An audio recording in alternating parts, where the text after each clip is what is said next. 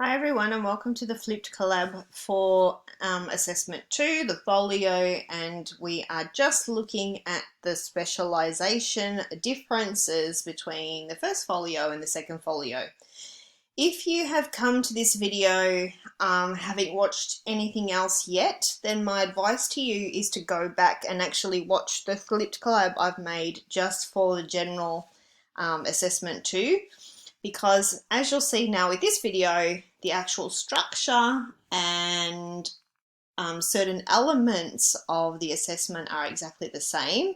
We're going to talk through what the differences are, but generally you've been provided with more words in terms of the specialisation so that you're able to achieve the depth that's required to meet that expert pedagogical content that you are required for specialisation. So you still need to go back and watch that first Flipped Collab because it talks to you all about what you need to do and what you need to cover, and you'll still need to come or at least listen to the recording of the interactive collab where we're going to talk about some specific examples of how you could set out your folio and set out your unit plan. So what I've decided to do is get the two assessment details side by side so we can just really break down what the differences are and talk about some of the elements in the rubric in particular and what it means to be able to achieve what the specialisation is asking of you. So, for example, you'll notice that with the assessment details itself, that both are worth 60%, both are due on that 1st of Feb, which is week 12. You'll notice that the normal folio is 2,500 and we have an extra 500 words for the specialisation, and they actually tell you where you need to use those 500 words. So we've got a little bit extra in the unit plan itself and a little bit extra in the reflection at the end. So I'm just going to scroll down and show you that the folio outline is the same. So we're still creating a unit of work of 5 lessons. We're still going to choose a specific grade level to focus on, and we're still going to be focusing on the 3 strands of literacy, literature, and language. Nearly forgot that one there. So all of that is still the same, which is why I'm asking you to go back and still watch that first Flipped Collab that has been made for you. Where the differences lie, and I think it's really important to have the rubric in front of you and really sort of study different elements of it, is the unit plan itself. So introduction is exactly the same and you'll word it exactly the same. Now in the unit plan you can see that this is 1,800 words versus 2,000 words. So I know that 200 words in that section is not going to make a great deal of difference, but it will provide you with just that little bit extra to get that elements of detail that you need. I'll talk to you in a minute when we have a look at the rubric about how you can achieve that. So I've got that little bit extra in there. We've still got the aims and objectives of the unit, so things like the learning intentions and success criteria.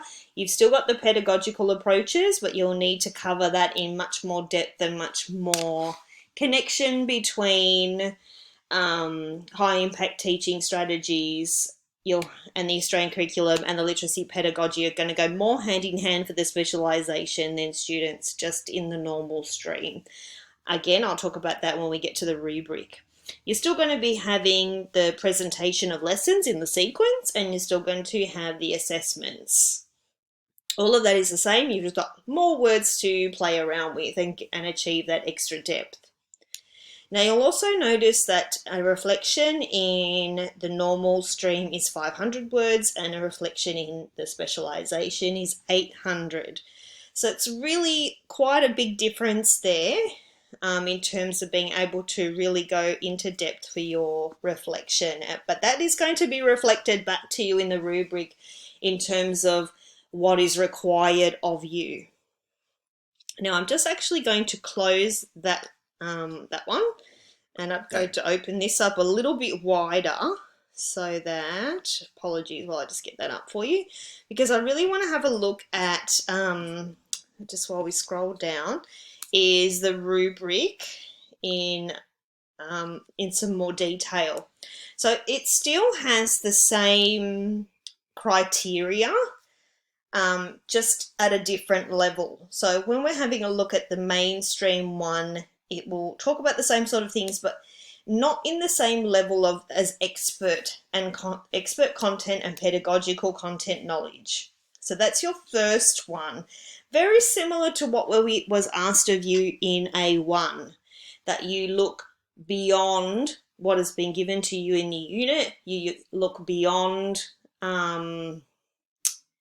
presenting the pedagogy as separate, or perhaps not connecting very well to pedagogy, and it's really asking you to be quite flawless in your ability to align the Australian curriculum with the literacy pedagogy, and then things that would be considered good practice, like things like effective teaching strategies in the classroom, like collaboration or multiple exposures of feedback and things like that. So I'll give you some examples of what I would do with that when we scroll down a little bit. So I'm just going to talk about the HD area because that's probably the most important. So what we're after is in your unit plan. So this one's talking about your ability to plan to the English curriculum. So you've got your lessons in the unit, and the structure and the content is relevant to, you can either use your state curriculum or you can use the national curriculum.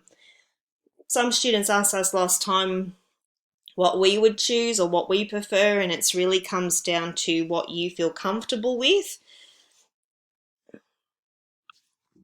Because I've used the Australian curriculum for so long at Swinburne, I feel like I know it so well, and I know the English curriculum of the Australian curriculum so well that I would probably feel most confident using that. But if you want to use your state curriculum because you might be thinking to yourself that you'd really like to use this for prac, or you'd really like to use this when you enter the workforce yourself.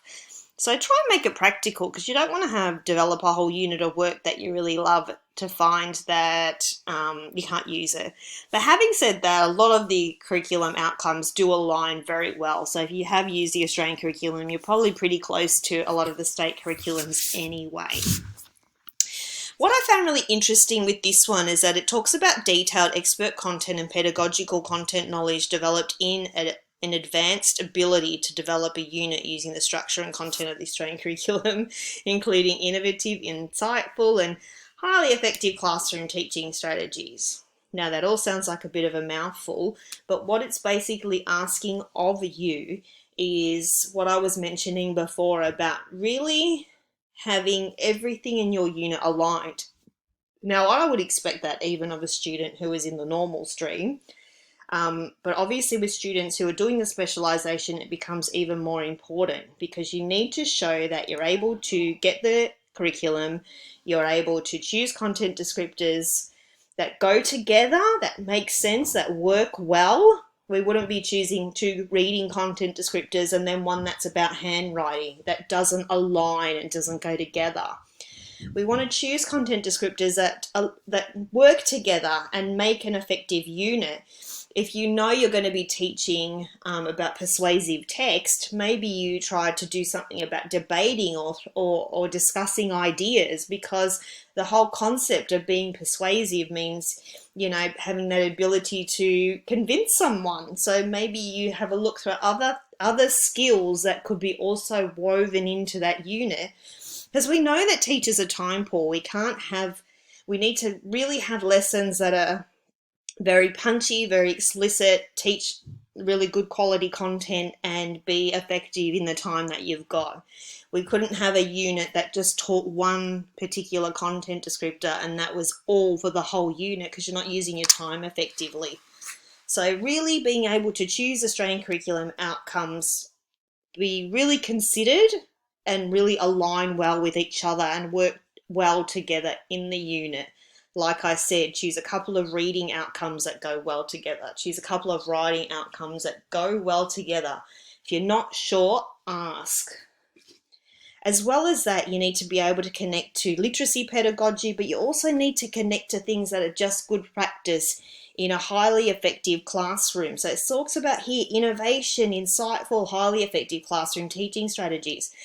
So we want obviously to have literacy pedagogy. So things like modelled reading, shared reading, the ones we've talked about in this unit already, independent reading, and then the writing ones, guided, Buddy's reading, interactive, all of those sorts of things. So we've got the literacy pedagogy, and we'll talk about this when we do our interactive collab. We'll give you some more examples, but you've got your literacy pedagogy embedded within that sort of highly effective classroom teaching strategies. Now, at my school, we tick off which hits we are using to show that we're doing that effectively. So my advice to specialisation students is to grab your high impact teaching strategies. So all you have to do, I'm just going to show you, go onto Google, type in high impact teaching strategies, and then it pops right up for you. Okay, I don't need to go back into it because I'm already in. There's a PDF version, there's a doc version. It's quite involved. It breaks down for you. It's based on Hattie's work of effect size and what is the most important things that really influences children's learning. Have a read through what this first bit is, particularly if you've never come across it before, because it really breaks down sort of Hattie's work about why these things are important in classrooms.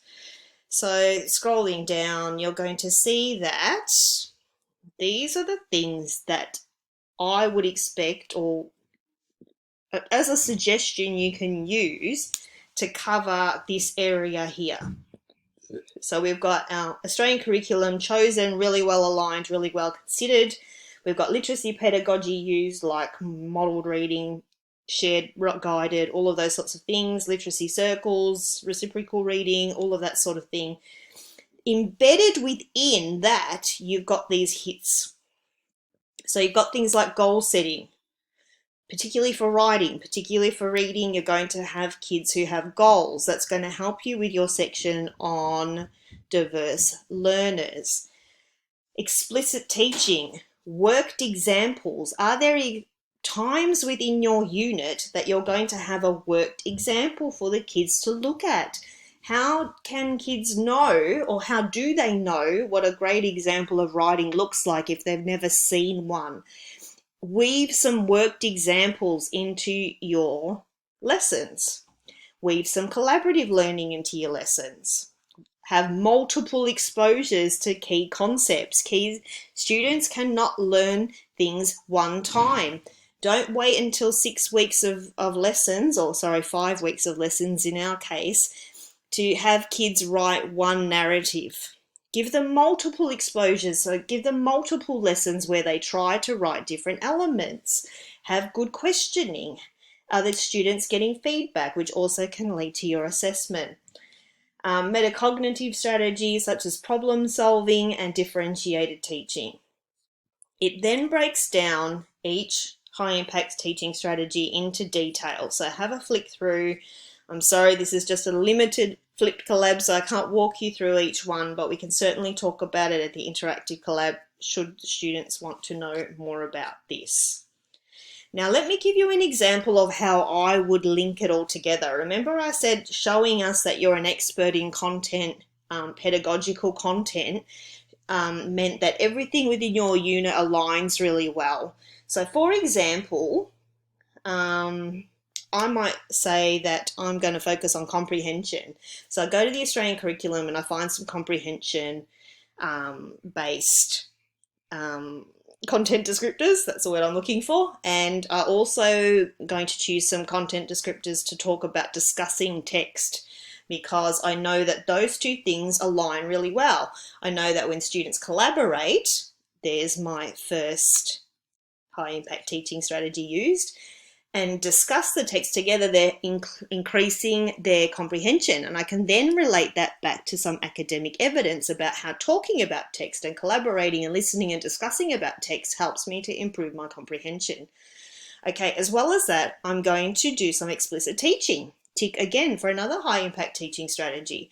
And I'm going to use modelled reading, tick for literacy pedagogy, and I'm going to use that to model some comprehension strategies. So I've got my AC covered, I've got my literacy pedagogy covered, and I've already used 2 of these high impact teaching strategies all within a couple of my lessons. So you see how everything really works together really well.